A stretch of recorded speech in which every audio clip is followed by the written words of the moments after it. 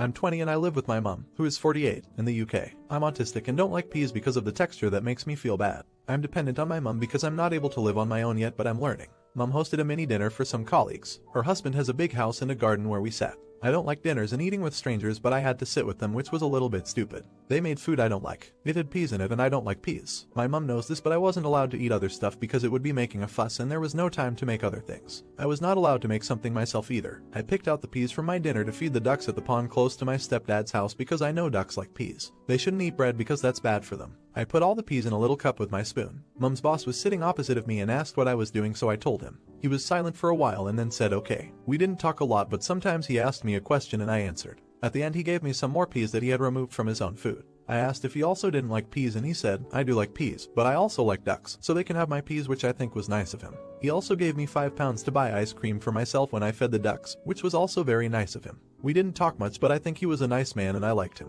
But when he left he talked to my mom and she came to me and she was angry or upset. She asked me if I spent all dinner picking out peas and I said no. I also ate the pasta bits, but there were a lot of peas to pick out. She asked why I did that in front of everyone because that's very rude to do during a dinner. It shows you do not like the food and are not interested in the guest. This is exactly what I thought, so that's true. Mom said that she understands that it's not nice, but if she says it's important, like she did before dinner, then it really is important and I should keep that in mind. They were people who deserve respect and who feel put off by others touching their food strangely or not engaging with them. Mom's boss told her before he left that maybe next time I should eat something else because I didn't eat much. I'm not a big eater, so it's kind of normal for me, but he doesn't know that, of course. But the point is that he said something negative to her that could have been avoided if I didn't pick the peas out of my food. I didn't think about this. I understand that that is not a good thing, but my mom was genuinely upset and I think that is a little bit much. It's just dinner and he was a nice man. I don't think he's angry at her. I was just wondering if I'm not seeing something important here that makes it an odd thing to do. Am I an idiot? Thank you. Update. Thank you very much for your insight. I appreciate all the comments and also the awards. I think that's very cool to receive. Some comments said to talk about it with my mom. I did and it went very well. She said sorry and said it was not my fault.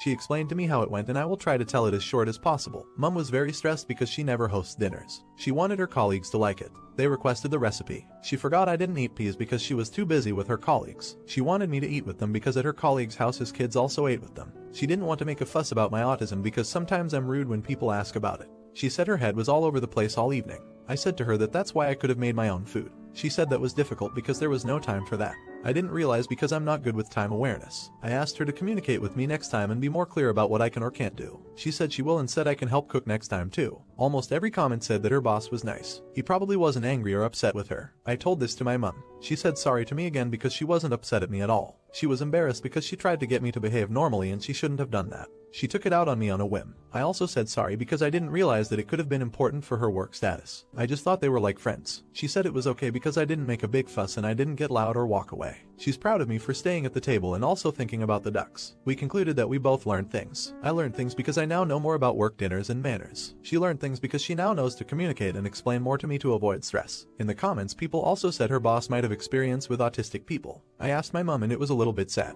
His little brother was autistic, but he died 10 years ago. It made him sad because he loved him a lot. He told her I should eat things I like next time because it upset him to think Mom was worried about appearances so much that I had to be uncomfortable during dinner. He also said that dinner was really good and that he's happy to have her in his team at work. He's a good person and a good boss. I sent him a thank you email with my mom. Last thing is that I fed the ducks the peas. I think they were happy about it. The thing with ducks is that they don't say that to you, of course. I got an ice cream with 2 scoops at the pond. I also got one for my mom because I had money left. It was a little bit melted when I came home because it was 5 minutes walking, but she still liked it and she said I was amazing. Thank you for reading. Not an idiot. As someone who had pet ducks, I can confirm that those little quackers not only like the peas, they love them. They're the ultimate duck snack. After my ducks discovered that the freezer was where I kept peas, I couldn't open the freezer without being mobbed. Not an idiot. When we're young we assume our parents are perfect. As we get older we learn that that's not true. They're humans and thus prone to mistakes and miscommunications. It's good that your mom was able to recognize her own mistakes and learn from them. Have you ever fed peas to the ducks? Let me know in the comments. You won't want to miss the next story since it has everything, from vengeful legal action to a disastrous ending. Am I an idiot for taking my niece to court over a coat? I am a female, 28, and have a niece, 16, female. She is my only sister's only child. 2 years ago I married a very wealthy man. Male 34, and because of the pandemic, last Christmas was my first with my in-laws. My mother-in-law gifted me a coat that is worth more than $20K. I saw her wearing it, asked her where she bought it, and she said that it will be my Christmas gift from her. I didn't know how much it was. I knew it was expensive, but I thought maybe $3K at most. I was visiting my sister last January when my niece saw it. She googled the brand and showed me how much it really was. I won't lie, I didn't wear it after that because I was afraid of ruining it. Last week, I wore it while visiting my sister. While I was putting it back on to leave, I felt something go splat on my back. Then my niece started cackling and the smell of paint hit me. I was so pissed off while she was not apologetic at all. Her mom screamed at her and said she was grounded. Then she said she will pay for the dry cleaning. While I was in my car, still in shock BTW, I got an alert that my niece posted a reel. It was of her doing a prank on me, and she said I'm going to hit my aunt's $20 K coat with a paint-filled balloon to see how she reacts. I saved it on my phone, sent it to her mom and told her that a week's grounding is not enough. She did not reply, but I saw that my niece took it down. It got less than 5 views by then. The next day I found out my coat could not be saved, so I called my sister and told her that her daughter has to pay it back.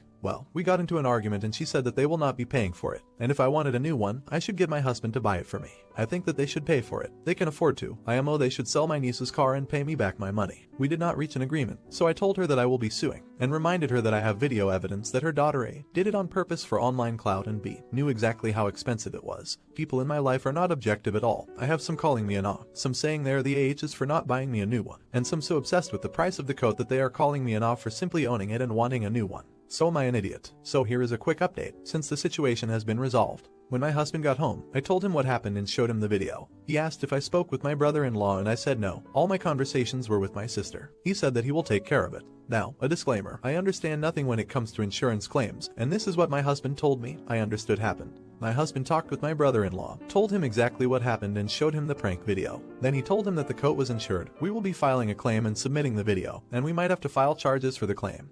He assured him that we would be dropping the charges. We do not want to send niece to jail. Then he told him that one of two things might happen. After our insurance pays us, they will come after them. If their insurance pays, their premium will skyrocket. If it doesn't, they might sue them and might get a lien on their house. My brother-in-law asked if there was a way he could pay us without involving insurance. My husband told him that that was what we wanted at first, but that my sister insisted that they will not be paying us back. Apparently, my brother-in-law was not in the know, and he was very pissed off at what my niece did, and my sister's response. So they came to this solution. My niece's car will be sold, and if it doesn't fetch the whole compensation money, she will have to get a job and pay me the whole check until it is paid off. Also, she is grounded for the rest of the school year. I am thankful for the people who encouraged me to talk with my husband. No idiots here. That's a fair outcome that avoids lifetime level consequences for the niece and still stings hard enough to make the point. Communication is always a good place to start, and very glad your brother-in-law stepped up to handle the situation appropriately. No idiots here. What an excellent resolution. Thanks for sharing it. Your brother-in-law is a very good man. I hope your sister realizes how lucky she is to have a man with integrity.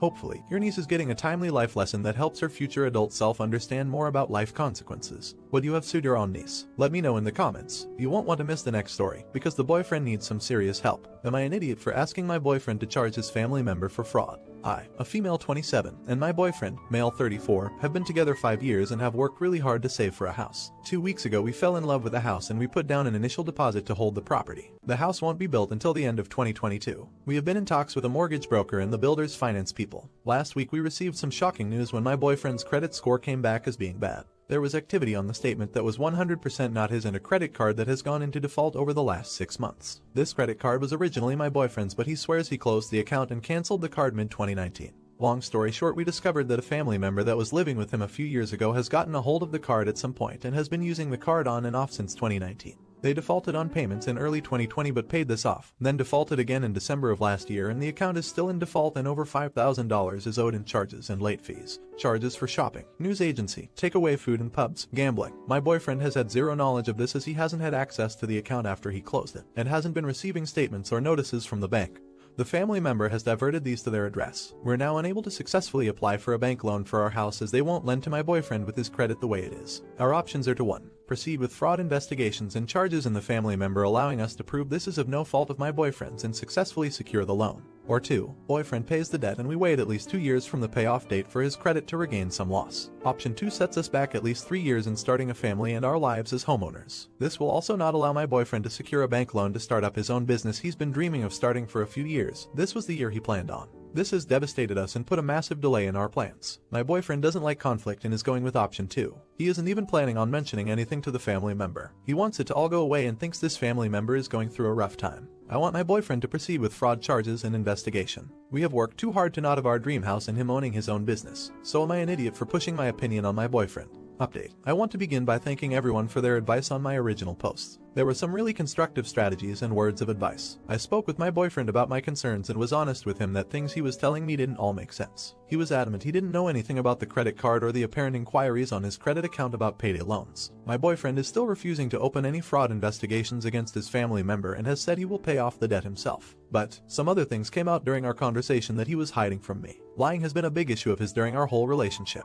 In the past I have forgiven him for his lies, but I can't keep forgiving the same issue every few months when he promises to change. But we're in the same spot every few months. And I'm not talking little lies. I'm talking big lies and even bigger lies to cover up those lies. I know I'm stupid for giving him the benefit of the doubt. So in saying this, my boyfriend is now my ex-boyfriend. When I spoke with my boyfriend about my concerns above, he ended up picking up his bag and walking out on me and drove away. That was the last time I saw him in person. This is how this man dealt with an issue in our 5-year relationship. We haven't spoken much since, but I have definitely resigned to the fact my relationship is over. I think he is expecting me to forgive him like all the previous times. I have packed up his stuff and will return to him after my city comes out of our 6th lockdown. There is a good ending to this story though. I spoke with my mortgage broker and the housing developers. I can't afford the original townhouse I fell in love with alone, but a smaller townhouse that I also loved came available and I've been approved for this one. I paid my deposit 3 days before my birthday last month. I bought a house by myself, not an idiot. I just want to say that you are never stupid for loving someone and trusting them and wanting them to be their best selves. It is his fault he lied to you, not your fault that you believed him. If he wasn't so dishonest, then your decision to trust would have been fine. It's his lies that made it a bad decision, not yours for trusting him. Not an